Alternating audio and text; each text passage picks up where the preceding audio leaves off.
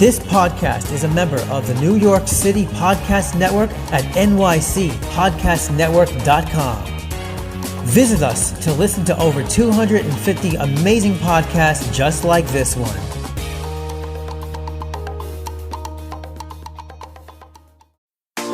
Japanese street style is some of the cutest and trendiest clothing in the world.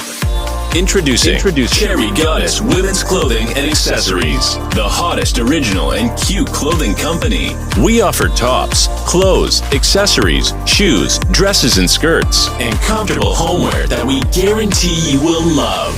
Cherry Goddess Women's Clothing, super cute Japanese style clothing.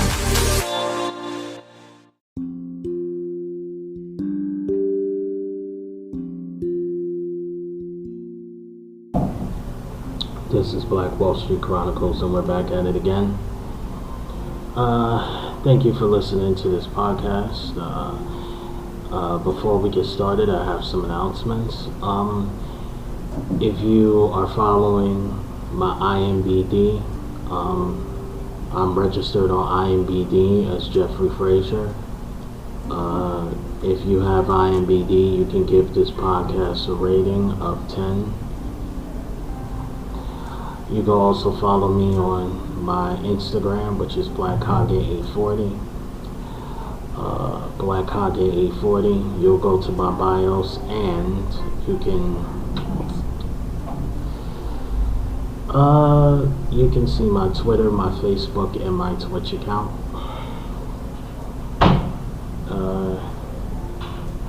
Now, in today's episode, we're going to talk about how I live in New York City, and this pandemic has really screwed up the state of New York. The last week and a half has been crazy with the amount of stories that's been coming in. And to top it off, the new Attorney General of the federal government is saying that Governor Cuomo completely mishandled the situation with the nursing homes. And we're basically going to talk about that. Now, the first thing we're going to talk about is the serial killer who's been killing people in the Brownsville section of Brooklyn. He's been killing the elderly. We're going to read some stories about that guy. Give me 1 second. I'm going to pull up the article right now.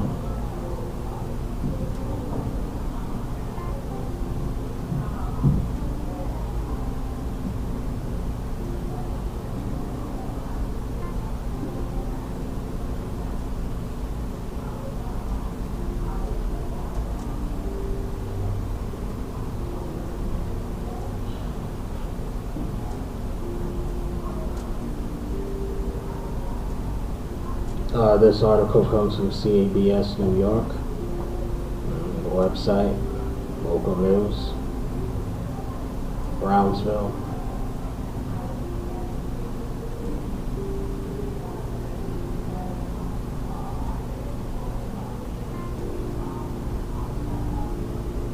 Okay. 70-year-old woman found dead with cord wrapped around neck in Brooklyn Niger building. Residents say previous security concern was not addressed after Turner was beaten to death in 2019. New York, police are searching for answers after a 70-year-old woman was found dead in her Niger apartment building Friday. It's not the first tragedy that has struck the senior housing development. NYPD officers are now stationed outside the Niger's Carter Woodson Senior Housing Development in Brooklyn. Police say 78-year-old Juanita Carbero was discovered dead by her son in the hallway of a 6th-floor apartment with cord wrapped around her neck. You see her, she walks with her walker, she minds her business, Tenant Associated President Diane Johnson told CBS 2's Andrea Klein-Thomas. Sources say Cabello's apartment was not ransacked. Officers are still trying to determine what happened. Now this incident adds to mounting fears. We have tenants that in the day or nighttime are scared to go into the incinerator. We don't know who's going to come out that exit, Johnson said. 2019, 83-year-old resident Johnny James was found beaten to death in her apartment, shook this community to the core, and residents said the concerned tenants have been never addressed by the city of Niger. This is why Councilwoman Inez Baran Renew called for increased security first made after James' murder. We're not taking any excuses. We're not waiting for any other tragedies to occur here, Baran said. They're asking for more cameras throughout the building, well beyond the lobby, and better security guards. This person that sits here, we might have to help them. They don't have mace, they don't have a taser, they don't have anything, Johnson said. There was a street light outside the building was being fixed, another one of the concerns.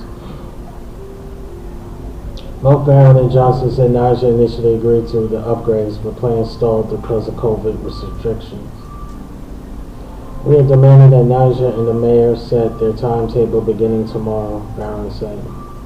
They plan to finally fulfill the promises made in the midst of the heartache nearly 2 years ago that returned Friday night, so the vulnerable residents can finally begin to feel safe. In a statement, Niger said it's working with the city and its partners to expedite the installation of more security cameras.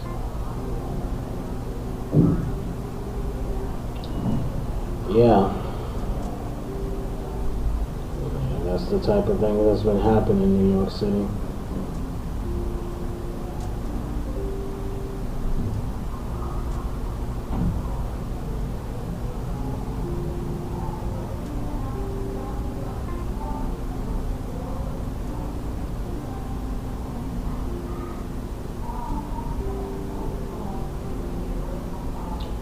Yeah.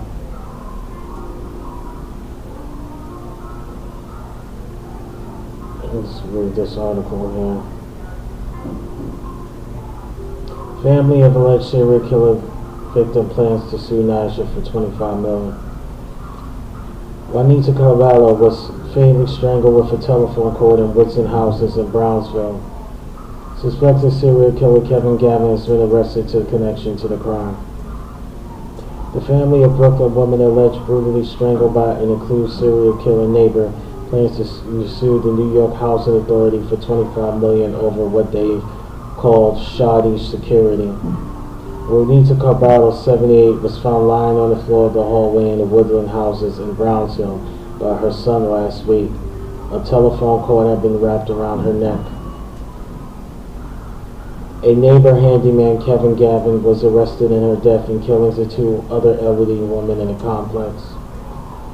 The legal came a precursor to the lawsuit accuses New York City Housing Authority of wrongful death and negligence. Niger failed to see the numerous complaints from residents and local officials about a lack of security cameras, guards, and functional locks, according to the document. But Niger also simply failed to follow its own rules, said lawyer Adam Dush, who reps Carvalho's family. You're not allowed to live in a New York City Housing Authority building with a criminal record, said Dush, noting Gavin's record of burglary and drug charges. You've never actually been in the building, introspective to clear lack of security. Clearly where there's multiple murders, you can't just sit back and wait. You have to do something affirmative. New York City Housing Authority declined to comment.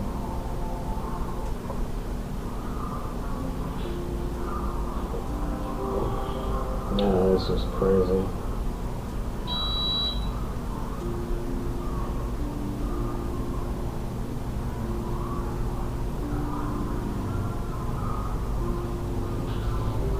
Yeah, it shows you exactly what's going on in New York City. Now, also, there was a situation in Harlem where a black woman is attacked over there by 125th Street and Lexington Avenue. 125th Street and Lexington Avenue, that section of East Harlem is actually very rough. And I'm going to talk about that article, that story here.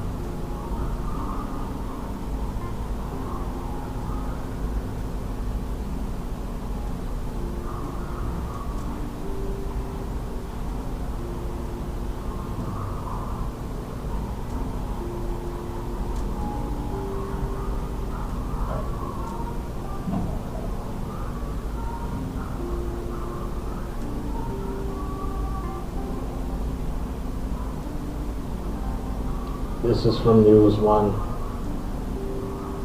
Harlem shows support for black woman mauled, beaten by trio of men outside a liquor store. In the name of hashtag Protect Black Women, Harlemites came out full force over the weekend to march and advocate for a 31-year-old mom who was bitten, beaten, spit on, and robbed on January 18th after she refused Iran's offer to pay for her ride. Community members gathered in front of the liquor store Saturday located at West 128th Street and St. Nicholas Avenue and marched for blocks calling for justice. Advocates includes members of the victim's family and a group Stand Against Violence East Harlem, ran by Director Omar Jackson.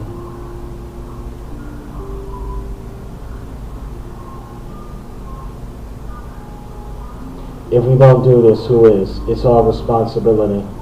It's our duty to protect women and children in our community.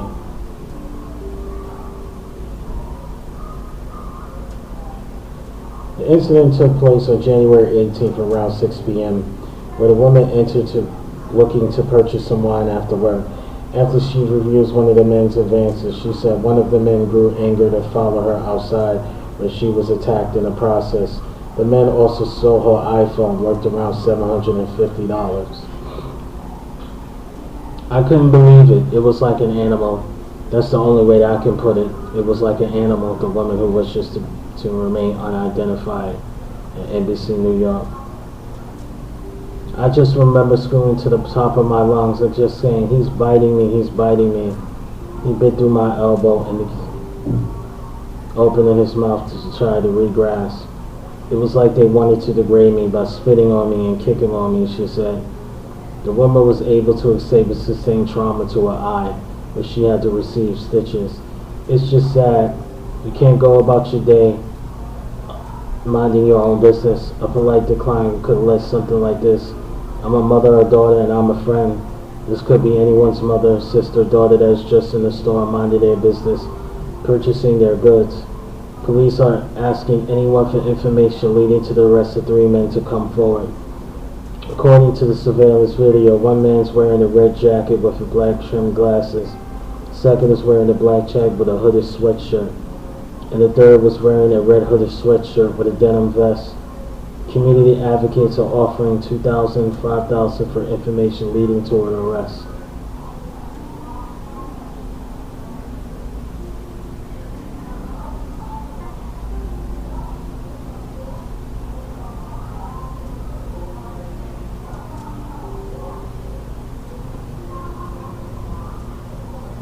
This is from blackenterprise.com. Rally held in Harlem after woman suffers brutal attack near liquor store. Harlem residents gathered for a rally to support one of their own. The assembly was held in response to a brutal attack on a woman outside of a Harlem liquor store last week.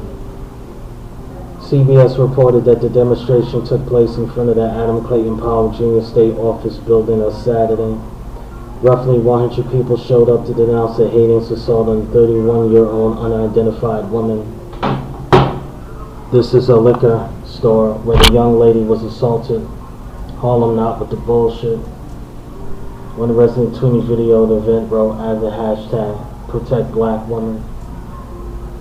According to CBS News, a trio of thugs attacked the woman after rebuffing advances of one of the male suspects. The 31-year-old man had gone to the liquor store located on 128th Street and St. Nicholas Avenue to buy a bottle of wine. Last Monday around 6 p.m., one of the men seen in the red coat video footage offered to purchase the beverage for her, but she declined. The suspect took the woman's no thank you as an insult. She detailed further that she basically said she felt like I thought I was better than them. The victim gathered her things and left the store. That's where things took a turn for the worse. The group of men followed her out the store while becoming more aggressive. I just asked them, you seriously trying to fight me? I'm trying to go about my business, she recalled the response to her attacks as menacing behavior. The group of men chased the mom down and surveillance captured the game maliciously kicking and beating her. One of the suspects maliciously rolled her in the face, injuring her eye, which no longer opens. To bite me and do that, the woman said the news outlet, moan me the way they did with me screaming and saying, I'm just trying to get to my daughter. That's an animal. That's not a person. After the gang beat the woman, they stole her phone and it fell out of her hands. CBS also reported after assault, a person at the scene urged the woman to flee. The suspect allegedly had attacked another woman in the past. Willicks called the police and she was taken to a local hospital in Harlem. The search is underway for the goons involved in the attack.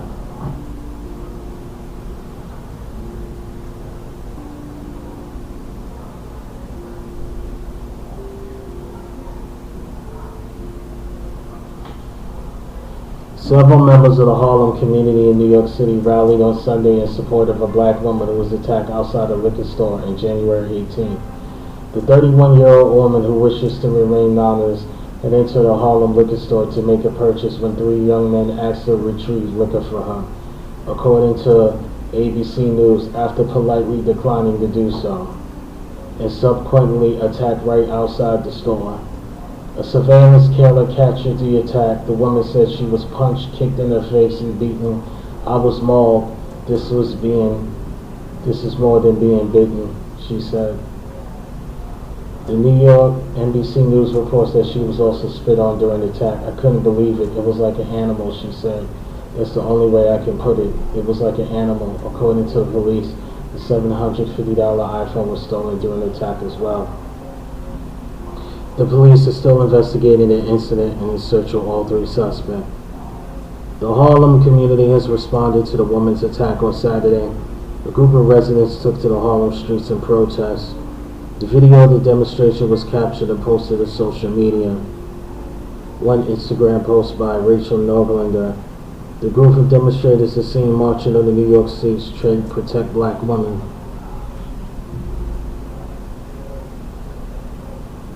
CBS News reports that several of the protesters gathered outside the liquor store where the woman was attacked. Among the protesters was the activist group Save Stand Against Violence East Harlem, urging the people to protect women in the neighborhood. If we don't do it, who will, says Save Director Omar Jackson. It's our responsibility. It's our duty to protect our women and children in the community. Black-owned Harlem restaurant Pawnee Bistro robbed and vandalized. One community advocate, Tony Herbert, is offering a casual reward for anyone that can provide information that will lead to the capture of the three attackers. What took place here is atrocious, Herbert told NBC New York. To assault a sister like that is an insult and a direct attack on every woman in our city.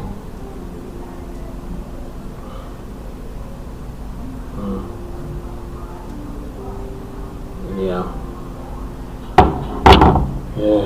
this pandemic is really turning on people into savages, bro. Oh boy, it's getting rough out here. I'm gonna take a quick break. I'll be back in one moment.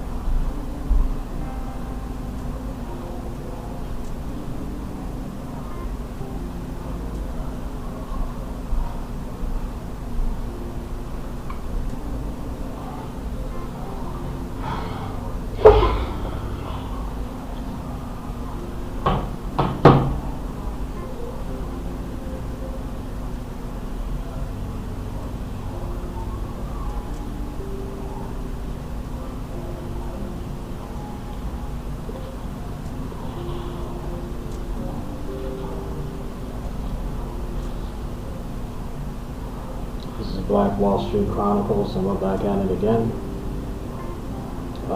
Thanks for the break. Thanks for waiting for me on this break. Let's see if I can find any other stories.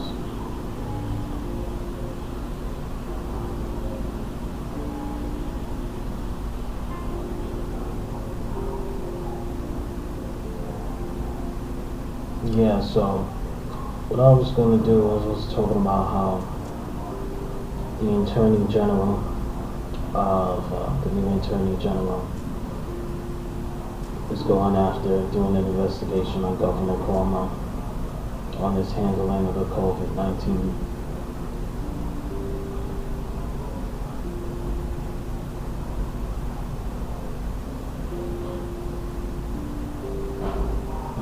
Something that happened with the nursing homes.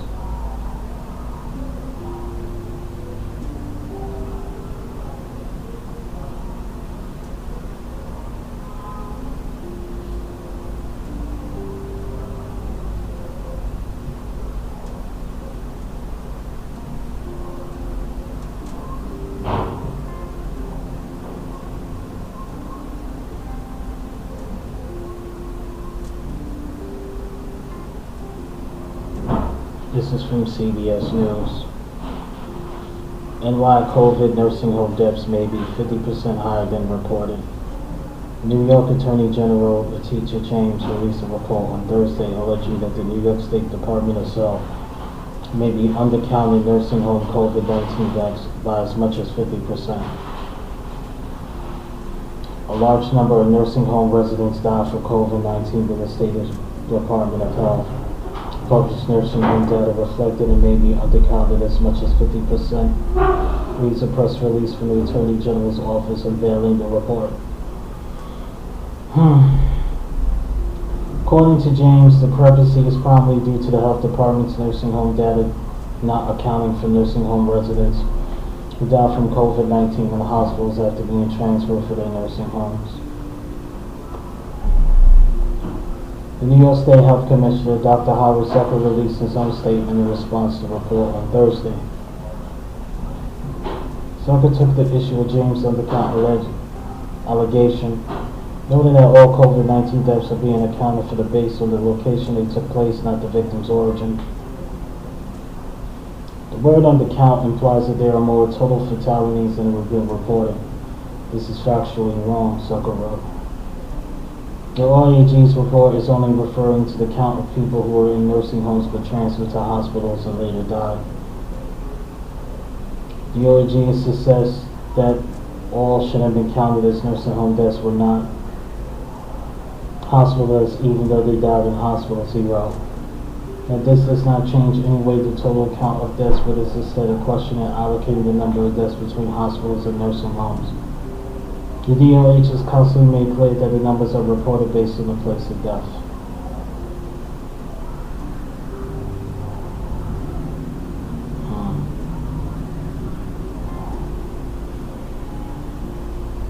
So let's read more articles on this since we get more information.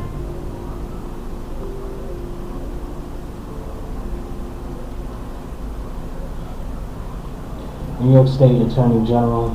This is the New York State Gov press release. Attorney General James released report on nursing homes response to COVID-19. Attorney General Letitia James today released a report on her office ongoing investigations into nursing homes' responses to the COVID-19 pandemic. Since March, Attorney General James has been investigating nursing homes throughout New York State based on allegations of patient neglect and other concerning conduct that may have jeopardized the health and safety of residents and employees. Among those findings were that of a larger number of nursing home residents died from COVID-19 than the New York State Department of Health published nursing home data that reflected and may have been undercounted as much as 50%. The investigation also revealed that nursing homes' lack of compliance with infection control protocols put residents in increased risk of harm. The facilities that have low pre-pandemic staff ratings have higher COVID-19 fatality rates.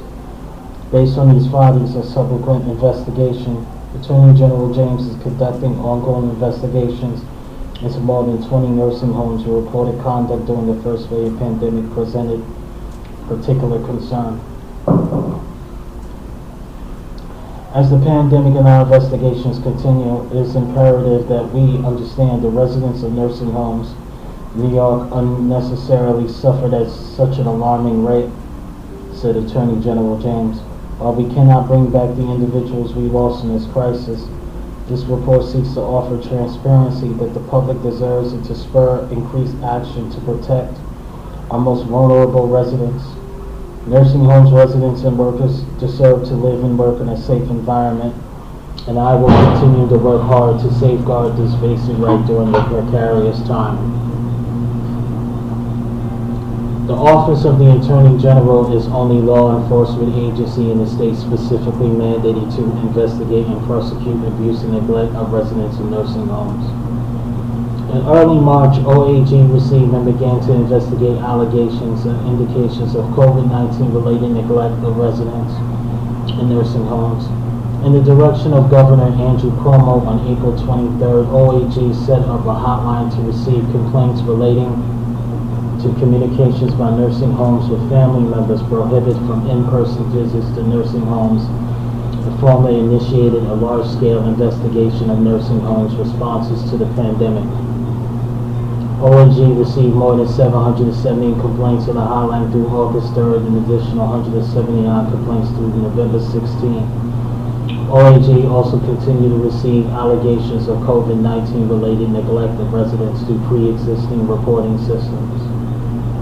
The report includes preliminary findings based on data obtained investigation conducted to date, recommendations that are based on those findings, related findings in pre-pandemic investigations of nursing homes and other available data and analysis. Based on this information and subsequent investigation, OAG is currently conducting investigations into more than 20 nursing homes across the state. OAG found that a larger of nursing home residents died from COVID-19 than DOH data reflected. A lack of compliance with infection control protocols put residents at increased risk of harm. Nursing homes that entered the pandemic with low U.S. Centers for Medicaid and Medicare Services. Staffing's rating had higher COVID-19 fatality rates. Insufficient personal protective equipment. The nursing home staff put residents at increased risk of harm. Insufficient COVID-19 testing for residents and staff in the early stages of the pandemic for residents at increased risk of harm. The current state reimbursement model for nursing homes gives a financial incentive to owners for profit nursing homes to transfer funds to related parties, ultimately increasing their own profit instead of investigating in higher levels of staffing and PPE.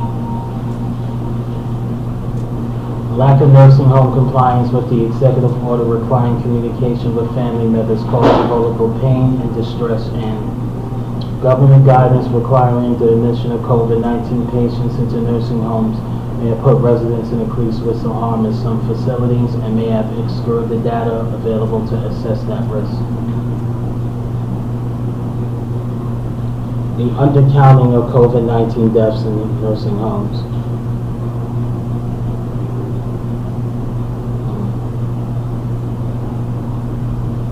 Hold on for a second. Undercounting of COVID-19 deaths in nursing homes. Preliminary data obtained by OAG suggests that many nursing home residents die from COVID-19 in hospitals after being transferred for their nursing homes, which is not reflected in DOH published total nursing home death data. Preliminary data also reflects apparent underreporting to DHS by some nursing homes of resident deaths occurring in nursing homes. In fact, the OAG found that nursing home resident deaths appeared to be undercounted by DOH by approximately 50%. OAG adds 62 nursing homes 10% of total facilities in New York. For the information about on-site and hospital deaths from COVID-19, using the data from these 62 nursing homes, OAG compare. And facility deaths reported to OAG compared to the facility deaths publicized by DOH. And 2 total deaths reported to OAG compared to total deaths publicized by DOH.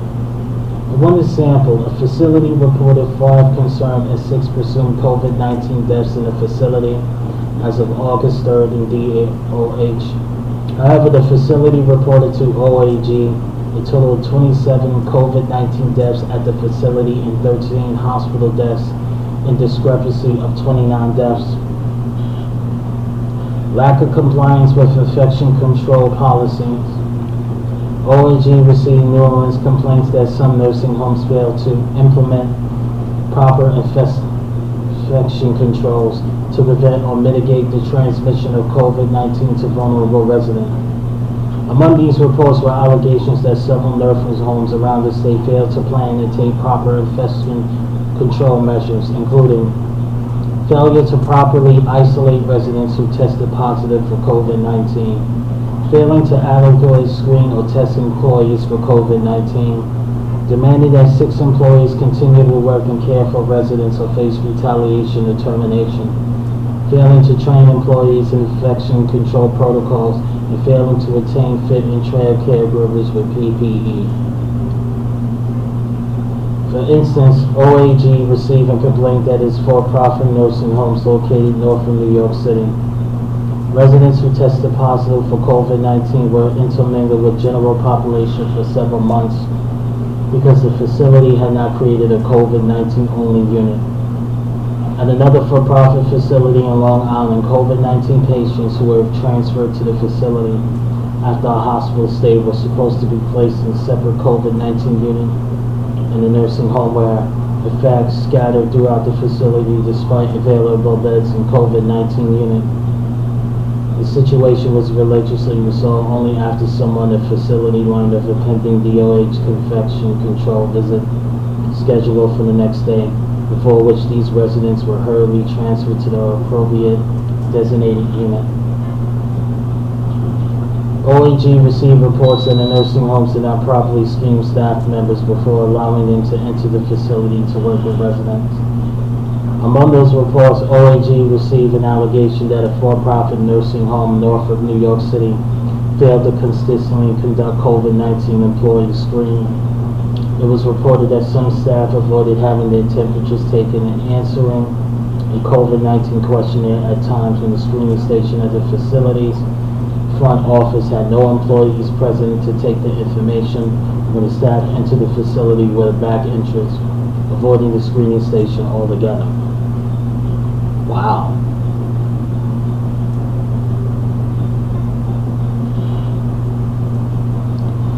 At yet another facility in Western New York, a nurse reported to OAG that immediately prior to the facility's first DOH inspection in late April, a nurse supervisor had set up bins in front of the units with gowns and N95 masks to make it appear that the facility had an adequate supply of appropriate PPE for the staff.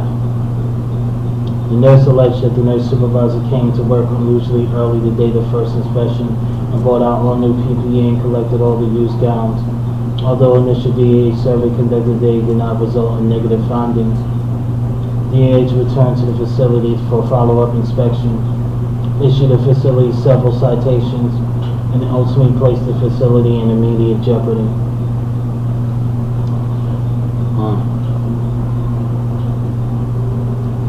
Nursing home with low staffing ratings had higher fertility rates. There are 619 nursing homes in New York City and I stand corrected. There are 619 nursing homes in New York. The 401 of these facilities are for-profit, privately owned and operated entities. Of the state's 401 for-profit facilities, more than 2/3, 280 nursing homes, have the lowest possible CMS staffing ratings. The staffing rating reflects the number of staffing hours in the nursing department of a facility relative to the number of residents. As of November 16, 3,487 COVID-19 resident deaths occurred in these 280 facilities. Some of these facilities has been known to transfer facility funds to owners and investors rather than use to invest in additional staffing to care for residents.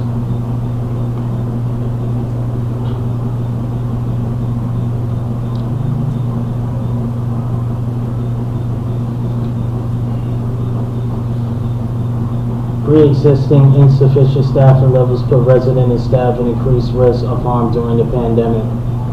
As nursing home resident and staff COVID-19 infections rose through the initial wave of the pandemic, staffing absences increased in many nursing homes. As a result, already low staffing levels decreased even further to especially dangerous levels in some homes.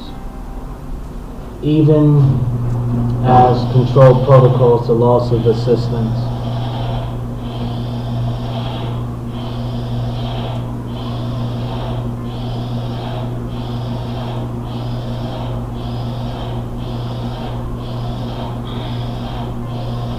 Excuse me, I lost my place. Even as the need for care increased due to the need to comply with COVID-19 infection control protocols and loss of assistance from the family visitors. OAG's preliminary investigation reflects many examples where the for-profit nursing homes pre-pandemic low staffing models simply snapped under the stress of the pandemic. OAG received a complaint from residents son for profit nursing homes in New York City, alleging that his mother was not receiving proper care because of clearly low staffing levels at the facility. His mother was never tested for COVID-19, but later died while exhibiting COVID-19 symptoms. Between late March and early April, the facility was so understaffed during quarantine while from home and pre-existing low staffing that the on-site management of the entire building was in the left of the hands of two nurse supervisors. During the week of April 5th, 33 residents died at that facility, 15% of all of its residents. My God. In addition to preliminary investigations indicate that when there were insufficient staff to care for the residents, some nursing homes pressured, burdened, permitted, or incentivized existing employees who were ill or met quarantine criteria to report to work and even work multiple consecutive shifts, of violations of infection control protocols. These policies put both residents and staff at great risk.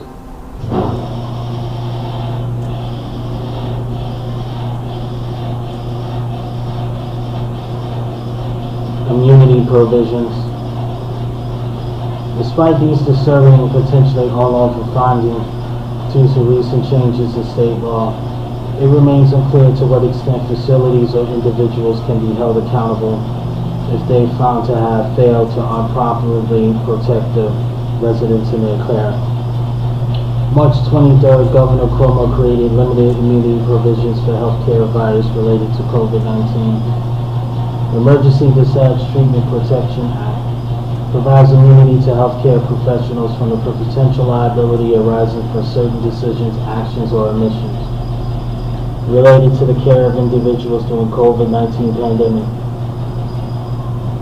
While it is impossible to healthcare decisions in good faith during an unprecedented public health crisis, it would not be appropriate or just for nursing home owners to interpret this action as providing blanket immunity for causing harm to residents.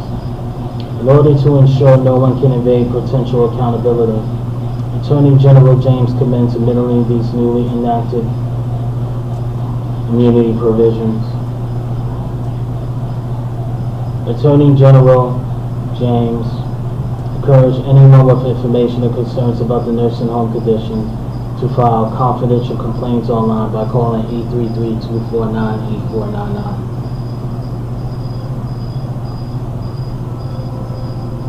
This report is correct, a part of an investigative work undertaken since March 2020 by the Medicaid Fraud Control Unit, 275 attorneys, forensic auditors, police investigators, medical analysts, data science, electronic investigation team, legal assistants, support staff in 8 offices across New York. MFCU is led by Director Amy Held, Assistant Deputy Attorney General Paul J. Mahoney. MFCU is part of the Division for Criminal Justice, which is led by Chief Deputy Attorney General for Criminal Justice Jose Maldonado and overseen by First Deputy Attorney General Jennifer Levy. MFCU receives 75% of its funding for the U.S. Department of Health and Human Service under a grant award totaling $60,071 $60,071,905 for the federal fiscal year 2019-2020, which $45,053,932 is federally funded. The remaining 25% of the approved grant, totaling $15,017,973 for FY 2019-2020, is funded by New York State through the MFCU's recoveries by means of law enforcement actions. The civil enforcement action regularly returns more to the state than it receives the state funding. Okay. So according to the extensive investigation by New York State Attorney General Letitia James, the private-owned nursing homes, the ones that was understaffed, is responsible for the 3,487 deaths that happened in the nursing homes. Not only some was understaffed, some was completely incompetent and not following the laws that was issued by Governor Cuomo. This is a problem, and I know heads is going to roll for this. Okay. The last article I want to read, story on how the pandemic is turning the state of New York crazy, is the story in the New York Post about a young Asian woman that has to go to OnlyFans.com. A young Asian EMS worker that has to go to OnlyFans.com just to make ends meet.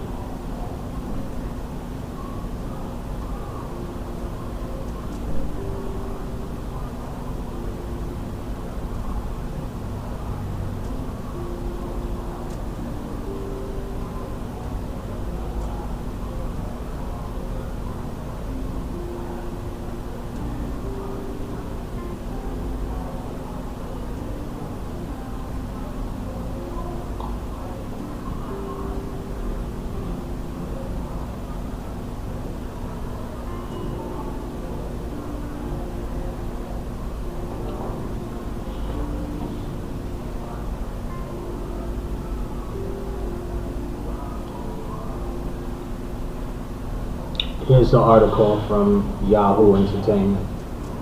This article's from the Rolling Stone, December 14th, 2020. This is last month. An EMT joins OnlyFans to make men's eat, and then the New York Post shamed her. Yeah. OnlyFans exploded in popularity during the pandemic. Content subscription platform that allows influencer content creators to monetize their content. OnlyFans is primarily used by sex workers who post racy content on their feeds in exchange for a monthly subscriber fee. The platform has grown exponentially over the past 9 months, at once seeing a 75% increase in signups. Many users have turned to the platform as a way to make ends meet. One of the people was Lauren Q, 23, a New York-based paramedic who has turned to post semi-recent content on the platform to supplement her income. She was also reportedly worked as a hostess at a Korean restaurant, meaning that, like many Americans, she juggled multiple jobs in order to do out a living. Instead of employing her for her entrepreneurial spirit, however, or clucking over what a dismantled reflection of a capitalist economy that a healthcare worker needs to hold 3 jobs during a pandemic. New York Post reporters Susan Elderman and Demi Buss decided to dox query, possibly put her job as a healthcare worker at risk and spark a massive uproar on social media. Story headline: New York medic helped make ends meet with racy OnlyFans sidekick. States that Coyle was not secretive about online exploits and had the audacity to include her name and social profile. And she also was contacted by the Post. She deleted some photos to her OnlyFans page, which she told the Post she took down in the hopes that I wouldn't lose my job in the middle of a pandemic and 3 weeks before Christmas, adding that her employer, Senior Care, asked to meet with her had to be contacted by the Post. On a GoFundMe page set up for her, Kena later wrote she was meeting with the Senior Care today to discuss the status of unemployment. A representative of Senior Care later told the Daily Beast that it was not planning to terminate Koya's appointment. As OnlyFans has increased in popularity, it is not uncommon for tabloids to run stories and people in non-sex working fields turning to the platform to help make ends meet. It's not also uncommon for healthcare professionals in particular to start an OnlyFans during the dismal pay associated with the profession, as BuzzFeed previously reported. On April, an Indianapolis mechanic was fired for her job after her employer discovered she had an OnlyFans. The story went viral after she tweeted about it. On her GoFundMe page, Quora summarized some of the context behind the article. She said she started an OnlyFans to support herself during the pandemic. I did not want to ask my parents for help because I'm an adult and I wanted to make my own money. I never once spoke to my pictures at work or used my job as a paramedic to solicit subscribers. I didn't know I did nothing wrong and I have nothing to be ashamed of, she writes. Koya also claims to the Post that in time New York Post contacted her, she had moved down from her hometown in West Virginia to help her father after he suffered a heart attack. She also alleges that Basami called her employer and her mother to inform that she had her OnlyFans while he was reporting out the story. Most of the quotes in the articles me defending myself to this reporter. He did not include that I begged him to remain anonymous, which was never agreed to, and I told him my safety and my job were going to be at risk if he posted this article. He truly did not care. She once started the GoFundMe post after the first representatives, a Facebook group for fans of the podcast, My Favorite Number, and being indoctrinated with shows of support and requests for donations. Social media, the New York Post story attracted widespread opprobrium, including Alexander Ocasio-Cortez, who tweeted, "Leave her alone." The actual scandalous headline here is medics in the United States need 2 jobs to survive. This opinions commentators on GoFundMe, which has raised more than $23,000 as of press time. The fact that a healthcare worker needs a second job when the pandemic is ongoing is a scandal, says one donor. What kind of job they take isn't.